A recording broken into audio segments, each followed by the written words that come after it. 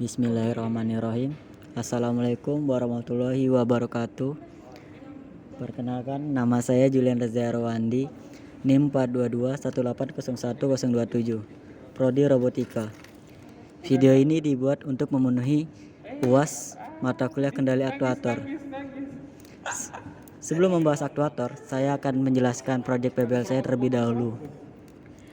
Proyek PBL saya adalah robot sepak bola humanoid. Pada humanoid menggunakan servo Dynamic Cell seri MX. Ada 3 jenis servo yang digunakan, yaitu servo MX28, servo MX64, dan servo MX106T.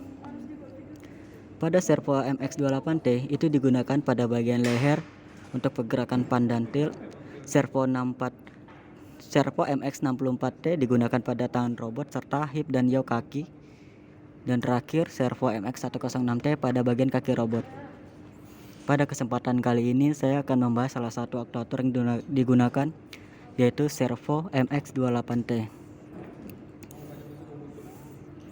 Beginilah tampilan dari servo MX28T.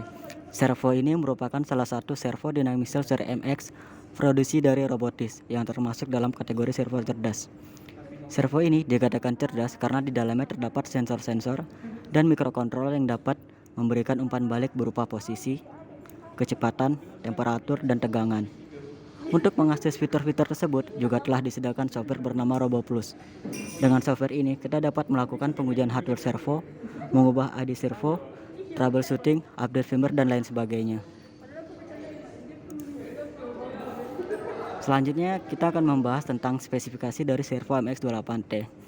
Yang pertama, servo ini menggunakan mikrokontroler ARM Cortex M3 32-bit 72 MHz.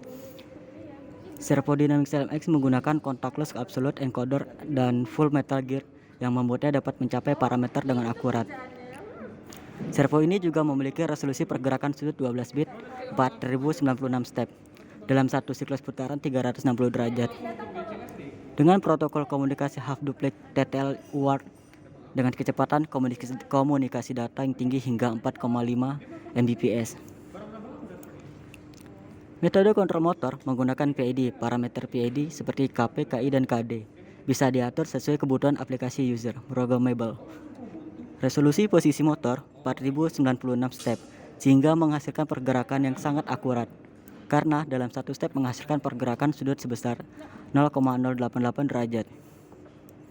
Mode operasi endless turn dilengkapi dengan fitur pengaturan kecepatan wheel mode, joint mode 0 derajat sampai 360 derajat tanpa dead zone, aktuator atau gen mode.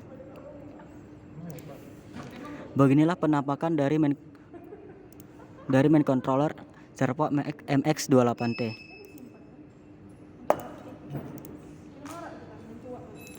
Pada servo ini sudah dilengkapi berbagai hardware di dalamnya, mulai dari case, encoder, intelligent controller, DC motor, bearing, dan horn dalam satu platform yang compact, seperti pada gambar ini.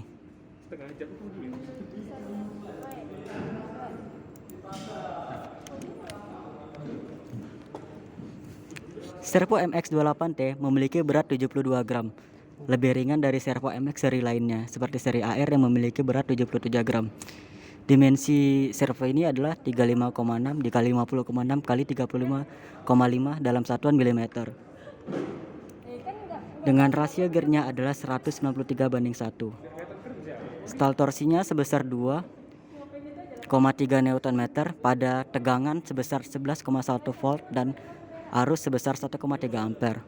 Sedangkan stal torkinya 2,5 Nm pada tegangan 12 volt dengan arus 1,4 ampere. 3,1 Nm pada tegangan 14,8 volt dengan arus 1,7 ampere. Kecepatan servo tanpa beban sebesar 50 putaran per menit, itu ketika tegangannya sebesar 11,1 volt. 55 putaran per menit itu pada saat tegangannya 12 volt. 67 putaran per menit itu ketika tegangannya itu 14,8 volt. Beban radial sebesar 30 Newton dari horn, sedangkan beban aksial sebesar 15 Newton. Masih membahas spesifikasi. Suhu operasional dari servo ini dari -5 sampai 80 derajat Celcius. range input tegangannya dari 10 volt sampai 14 volt, 14,8 volt. Direkomendasikan menggunakan input 12 volt saja. Sinyal perintah yang digunakan servo ini digital packet, sedangkan sinyal perintahnya koneksi fixingnya adalah TTL half duplex asynchronous serial komunikasi with 8 bit 1 stop no parity. Servo ini memiliki ID unik sebanyak 254. ID-nya itu dari 0 sampai 253.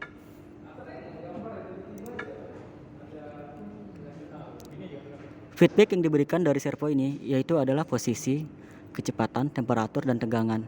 Bahan case servo ini adalah engineering plastik pada bagian depan, tengah, dan belakang.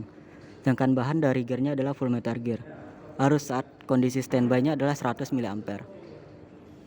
Selanjutnya control table. Ada 4 hal yang akan kita bahas di sini, yaitu control table data address, control table of EPROM area, control table of RAM area, dan control table description. Tabel kontrol adalah struktur data yang diimplementasikan dalam perangkat. Pengguna dapat membaca data tertentu untuk mendapatkan status perangkat dalam paket instruksi read, dan memodifikasi data juga untuk perangkat paket instruksi dengan pakai instruksi itu write atau simbolnya W. Tabel kontrol struktur yang terdiri dari beberapa bidang data untuk menyimpan status atau untuk mengontrol perangkat. Pengguna dapat memeriksa status perangkat saat ini dengan membaca data tertentu dari tabel kontrol dengan paket baca dengan simbol R. Sedangkan untuk mengubahnya itu biasa dituliskan dengan simbol akses itu RW. Address di sini adalah nilai unik untuk mengakses data tertentu di tabel kontrol dengan paket instruksi. Untuk membaca dan menulis data, pengguna harus menetapkan alamat tertentu dalam paket instruksi. Tabel kontrol dibagi menjadi 2 area, yaitu data di area RAM diatur ulang ke nilai awal saat daya diatur ulang. Di sisi lain, data di area EPROM dipertahankan bahkan saat perangkat dimatikan. Ukuran data bervariasi dari 1 sampai 2 byte tergantung pada penggunaannya. Tabel kontrol memiliki 2 properti akses yang berbeda. Properti yang RW itu untuk baca dan kita bisa ubah nilainya, sedangkan R itu hanya bisa kita baca saja. Setiap data di tabel kontrol dikembalikan ke nilai awal saat perangkat dihidupkan. Nilai default di area EPROM adalah nilai awal perangkat, pengaturan default pabrik. Jika ada nilai di area EPROM yang digunakan oleh pengguna, nilai yang akan dikembalikan sebagai nilai awal saat dihidupkan. Berikut adalah tabel control table of EPROM area. Di sini kita bisa lihat di sini ada address dari data name-nya, seperti misalnya model number itu addressnya 0, size byte-nya itu 2, aksesnya kita hanya bisa membacanya saja. Inisial nilainya itu 29. Sedangkan pada ID itu size byte-nya itu 1, addressnya 3, deskripsinya dynamic cell ID. Ini kita bisa baca dan bisa kita atur nilainya. Misalnya pada servo MX28T pada robot humanoid yang sekarang itu ID-nya 19 dan 20 pada bagian leher.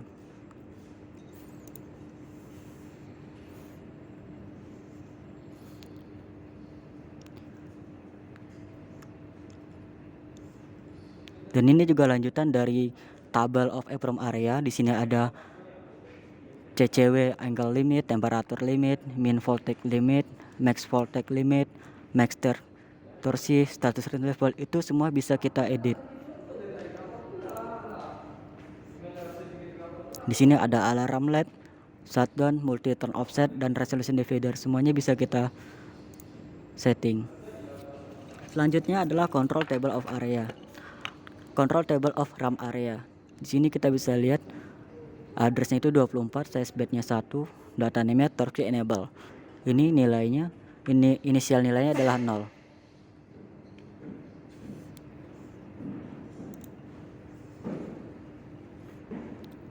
Pada control table of RAM area, untuk present posisi, present speed, load, voltage, dan temperatur itu hanya bisa kita baca saja.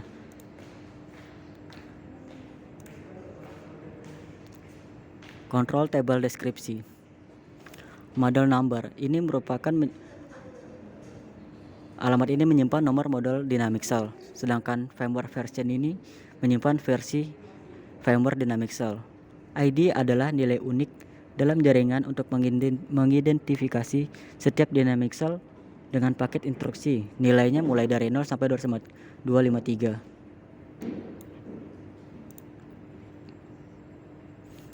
Baud rate menentukan kecepatan komunikasi serial antara pengontrol dan Dynamic Cell. Rentang nilai tersedia dari 0 sampai 254. Yang di bawah ini adalah persamaan untuk perhitungan BPS, yaitu baud rate sama dengan 2 juta dibagi nilai plus 1.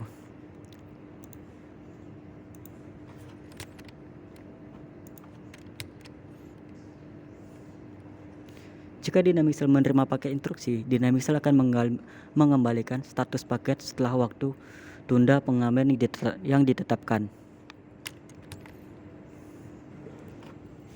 Batas sudut memungkinkan gerakan terputus rentang dan satuan nilainya sama dengan posisi sasaran pada address 30.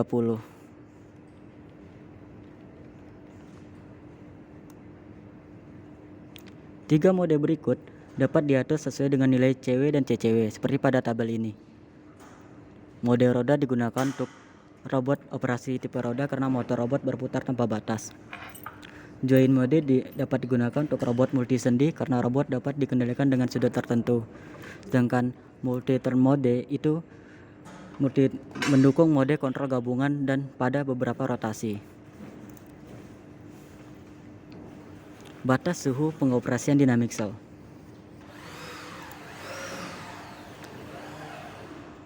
Rentang nilai minimal dan maksimal voltage limit. Ini adalah nilai torsi output maksimum.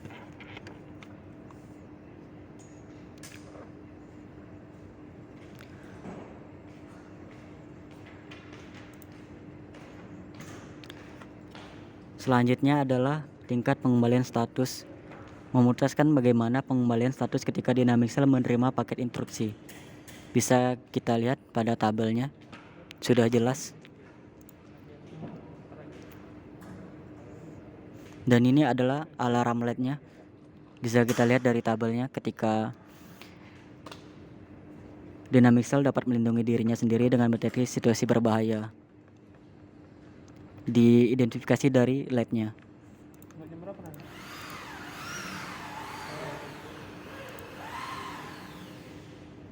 Menyisihkan posisi offset. Nilai offset ini ditambahkan ke present position pada address 36. Nilai awalnya adalah 0 dan rentang dari nilainya adalah minus 24.576 hingga 24.576. Dynamic Cell dengan posisi present 2048 dengan offset 1024 akan mengembalikan posisi present yang disesuaikan dengan 3072. Ini resolution driver ini memungkinkan pengguna untuk mengubah resolusi Dynamic Cell. Ini adalah tabel dari torsi. Selanjutnya itu LED. Di sini kita bisa lihat ketika LED-nya berkedip itu artinya lagi booting. Ketika berkedip 4 kali itu factory reset. Sedangkan kalau LED-nya berkedip terus itu alarm, sedangkan LED-nya hidup itu boot mode. Berikut adalah PID gains-nya. Sama seperti PID gains pada umumnya. Goal position. Dan masih banyak lagi yang ada pada control table description. Selanjutnya adalah informasi dari konektor servo MX28T. Yang pertama pin out-nya itu 1 GND, 2 VDD, 3 data. Diagramnya itu seperti ini. Hostingnya itu Molex 50375033, bisa dilihat dari gambar. Sedangkan PCB headernya itu seperti ini.